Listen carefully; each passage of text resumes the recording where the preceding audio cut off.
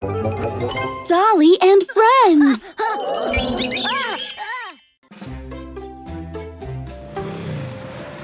Dumating sa eskwelahan sina Thorny, Dolly at Panda. Ang kapatid ni Dolly na si Johnny ay nagtatrabaho bilang driver ng bus.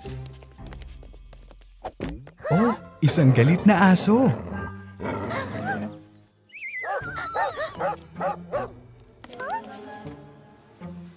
Ano ang dapat nating gawin? Paano natin siya guguluhin? May matalinong plano si Thorny.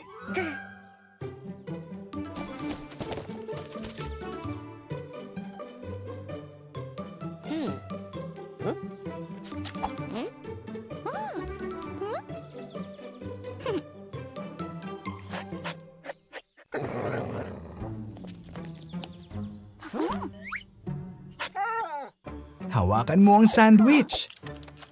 Ang mga magkaibigan ay pwede nang pumasok sa eskwelahan.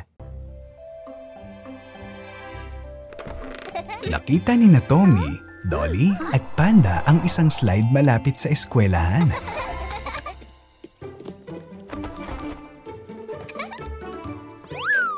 Ang saya-saya sumakay sa slide.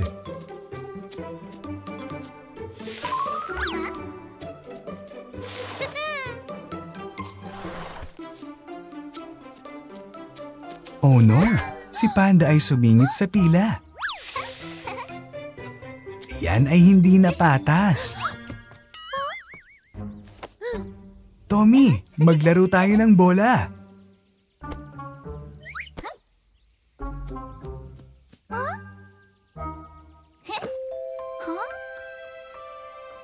Huwag tayong mag-away, Panda. Halika, makipaglaro ka sa amin.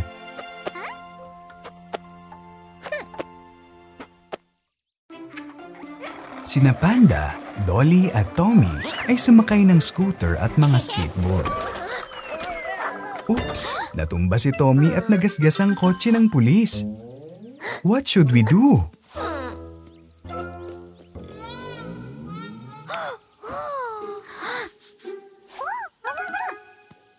Itago ang kotse sa likod ng basurahan?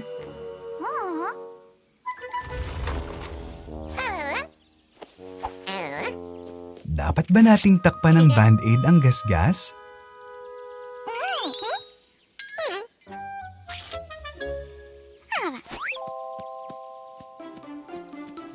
Pinturahan ito! Magaling, Dolly! Mukhang bago na ang kotse ng pulis.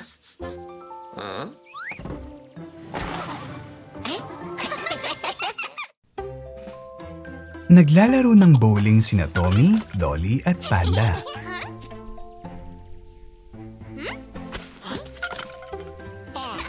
Sino yung nagtatago sa likod ng puno? Ang mangkukulam! Oh no! Gustong maglaro ulit ng kalokohan ng mangkukulam. Ano ito? Dumating ang mga pulis.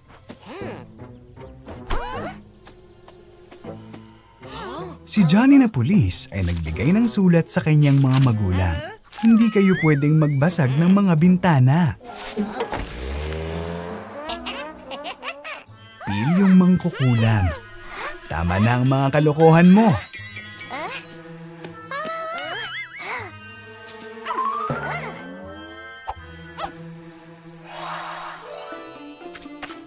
Walang sirang bintana, walang sulat.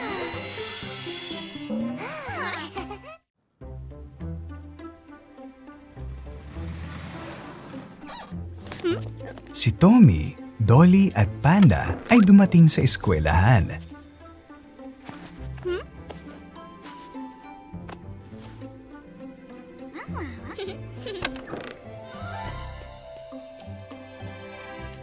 Ang mangkukulam ay ang guro ngayon. Oh, ano ito? Pinipigilan ng pilyong Tommy si Dolly sa pag-aaral. Tommy, huwag mong guluhin si Dolly na mag-aral.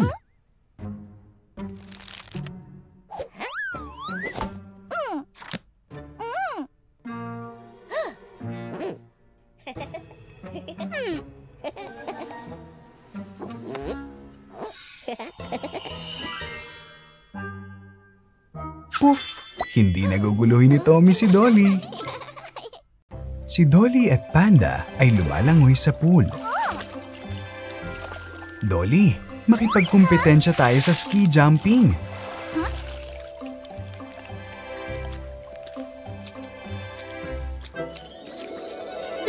Naunang magsimula si Panda. Ang dami niyang talsik ng tubig.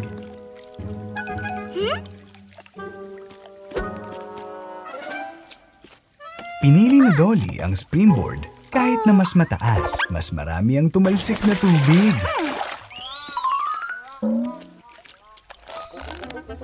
Hindi magpapatalo si Panda. Ito ang pinakamataas na springboard. Tingnan mo, si Johnny na pulis. Tatalo na si Panda.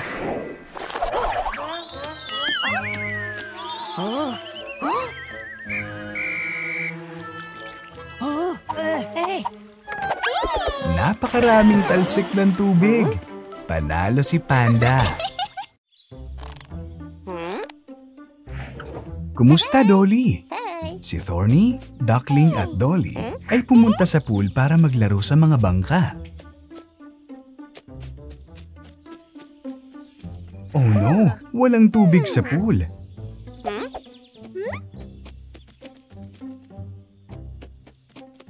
Nakahanap si Thorny ng hose. Ngayon ay maaari nang magsali ng tubig si Dolly sa pool. Aling tornilyo ang dapat mong paikutin? Ang asul? Ang pula? Ang berde? Ang dilaw? Yay! Nakuha ko ito! Tumakbo sina Dolly at Panda para lumangoy sa pool. Oh no! Walang tubig sa pool. Ano ang dapat nating gawin? Kumuha tayo ng mga balde at punuin ng tubig ang pool.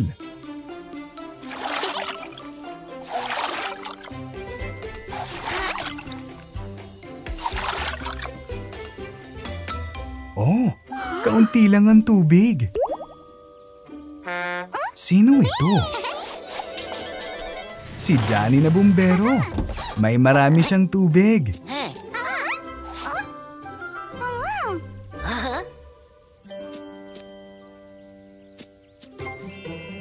Johnny na bumbero. Puna ng pool ng tubig.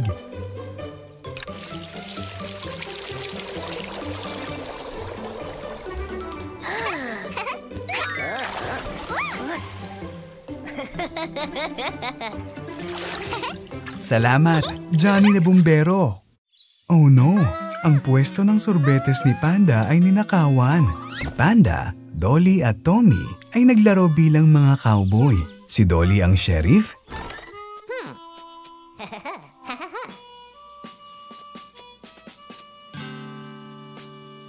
Binaril niya ang kriminal na si Tommy na nagnakaw ng lahat ng sorbetes.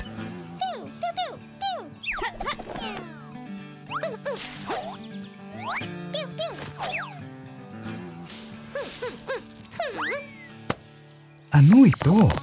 Ang inflatable na kabayo ni Tommy ay nawala ng hangin. Sino ang kumuha ng sorbetes? Si Indian Thorny pala.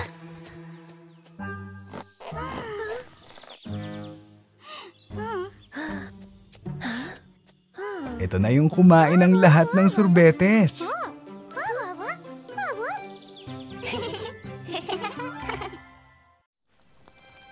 Si Thorny na Indian ay nagpapainit sa tabi ng apoy. Sino ang sumisigaw diyan? Si Tommy at Dolly ay naglalaro bilang mga cowboy.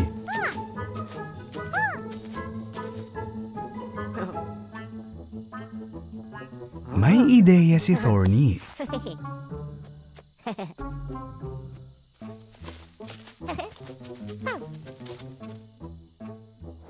Ano ito? May kumuha ng bag ng kayamanan ni Tommy. Sino kaya ito?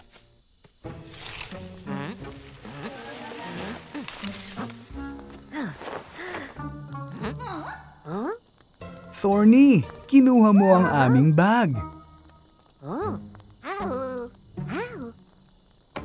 Kumuha kayo mga kaibigan. Magpainit tayo sa tabi ng apoy ng magkasama. Si Dolly na sheriff ay huhulihin ng kriminal na si Tommy.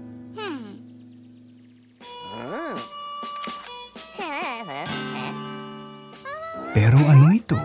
Tumatawag si Panda ng tulong. Iligtas niyo ako! Kinuha ni Thorny na Indian si Panda.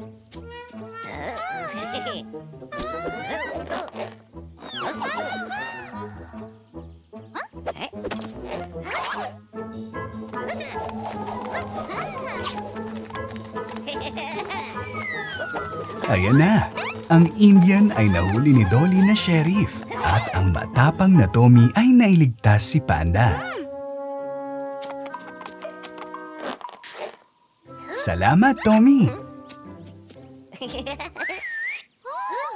Oh, mukhang nakatakas si Thorny na Indian.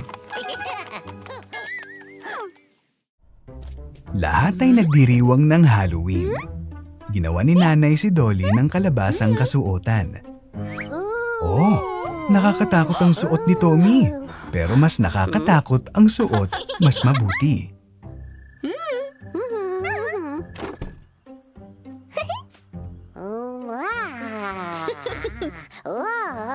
Oh, sino ito?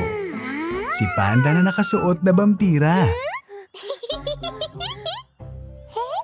Ang mga magkaibigan ay sumali sa kompetisyon para sa pinakamalaking kalabasa. Ang laking kalabasa!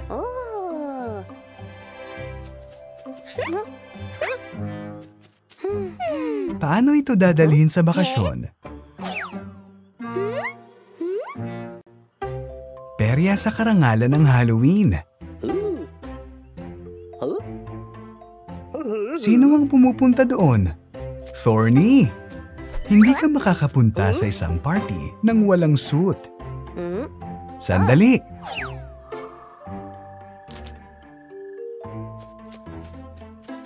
Dumating si Thorny na nakadamit na parang lobo. Pasok ka, Thorny! Narito si Baby Dragon. Isa siyang dragon. Kaya hindi na niya kailangan ng damit. Ang kompetisyon sa pinakamalaking kalabasa ay hinuhusgahan ng mangkukulam.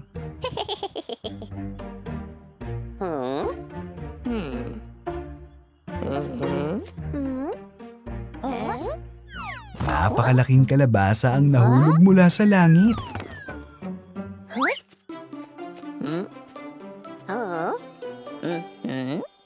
Sino kaya ang mananalo? Panda, Dolly at Tommy.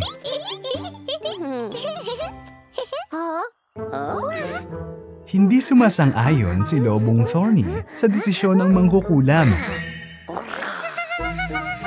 Kakainin ko silang lahat.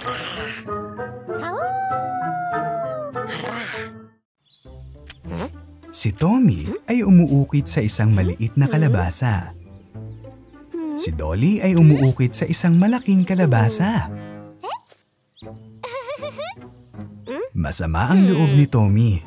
Mas malaki ang kalabasa ni Dolly kaysa kay Tommy.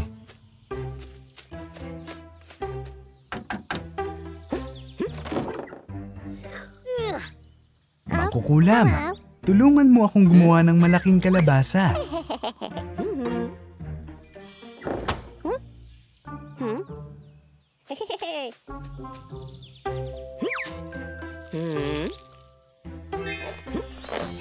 Ang laki ng kalabasa na pinalago ni Tommy.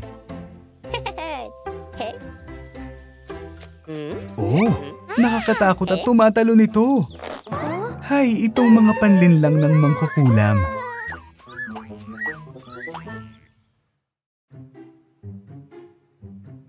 Si Johnny ay magpapakita ng salamangka para kay Dolly, Panda at Dragon. Sinong gustong umakyat sa entablado? Sige na, Dolly!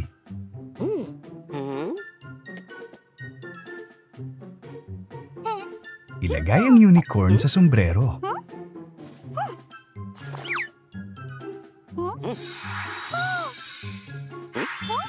Napakahangang trick! Ikaw naman, Panda! Ilagay ang laruang multo sa sombrero.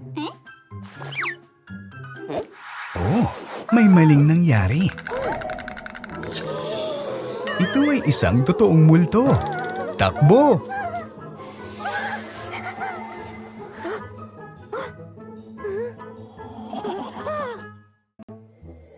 Ililigtas ni Johnny na salamangkero ang lahat mula sa multo. Abracadabra! Nakakulong ang multo sa isang hawla. Abracadabra! Ang multo ay naging isang kuneho.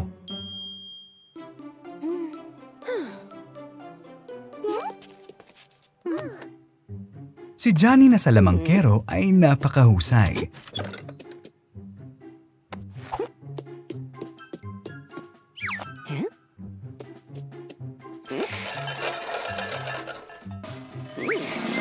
Oh, saan napunta ang kuneho? Oh, lumitaw si Panda sa halip na ang kuneho. At kapalit ni Panda ay lumitaw ang isang kuneho.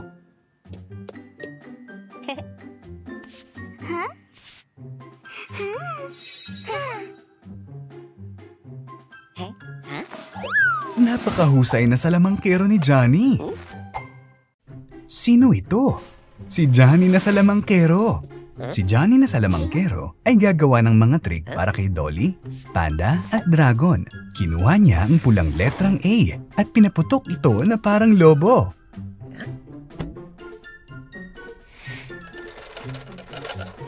Hop! Isang pulang mansanas ang lumitaw kapalit ng pulang letrang A.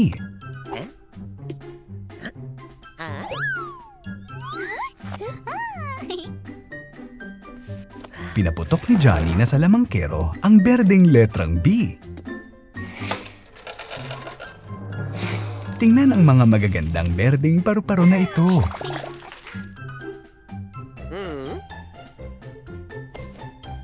Ang huling dilaw na letrang S.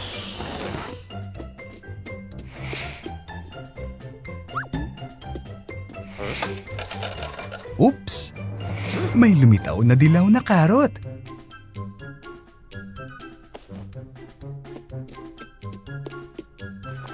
Kuneho, hawakan mo ang karot.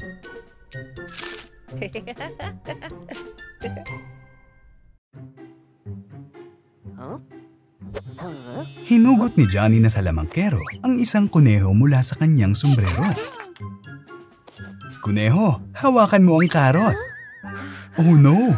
Kinagat ng kuneho ang daliri ni Johnny na salamangkero. Masamang kuneho. Tumalon tayo sa sombrero ni Johnny.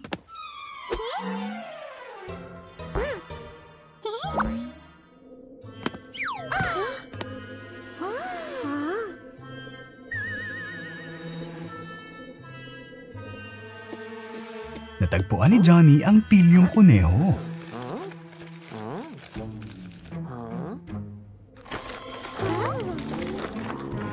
Oh, napakalaking nakakatakot na kamay.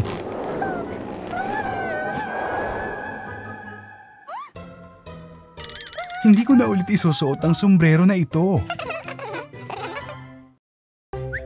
Gusto ni Tommy na maglaro sa banyo.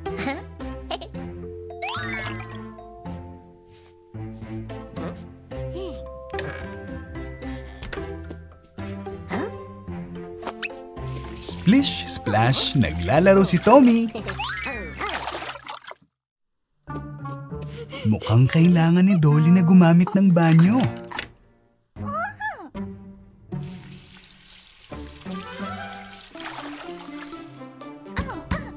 At si Panda din. At pati si Tatay. Nakalak ito. Hindi mabuksan ang pinto. Sinong matagal na dyan?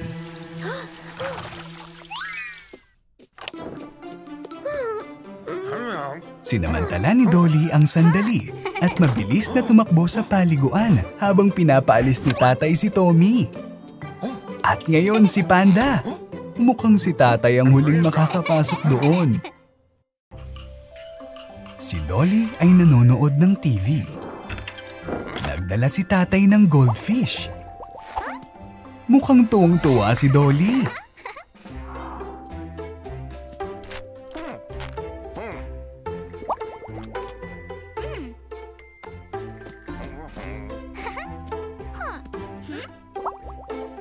Pinakain ni Tommy at Dolly ang isda. Biglang pumasok si Panda.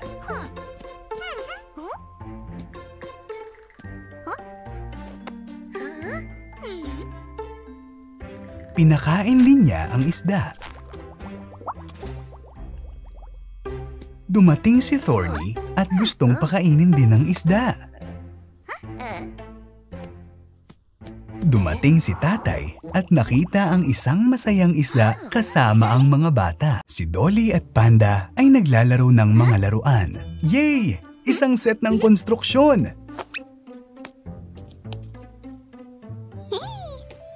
Ano kaya ang pwede nilang itayo mula dito?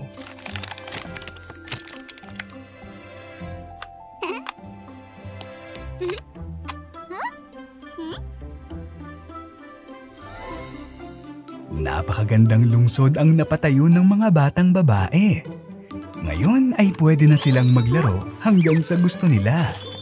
Wow! Sino ito? Isang dinosaur.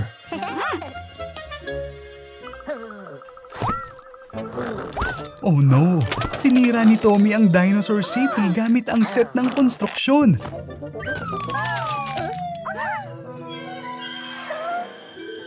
Mga bata, hulihin ang nagloloko! Isang pwesto ng sorbetes ang lumitaw ng bigla na lang. May ideya si Johnny. Gusto ni na Panda at Dolly ng sorbetes habang sila ay lumalakad.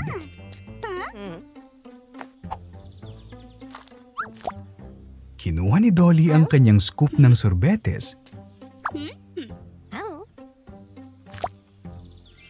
Pero hindi iyon sapat para kay Panda.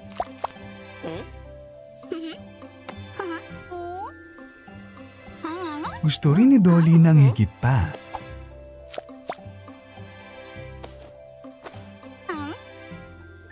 Gusto pa ni Panda ng mas maraming sorbetes.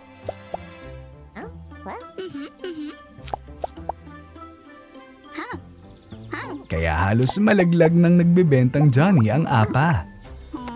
Parehong nahulog ni Panda ang isa sa mga scoop. Haha! Si Dolly ay may sariling maliit na tindahan. Bumili si Panda ng isang piraso ng cake mula sa kanyang kaibigan. Gusto rin ni Tommy ng cake pero wala siyang pera. Hindi, Tommy! Hindi pwedeng dinosaur. At hindi rin ng isang higad. At bumili si Dragon ng ilang mga paborito niyang pagkain. Oh, ang palaka ay nasa ulo ni Dolly. Siya ay galit. Malungkot si Tommy.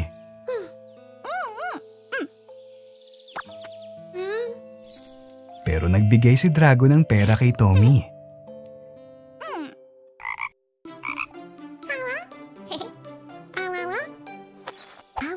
Nagulat si Dolly.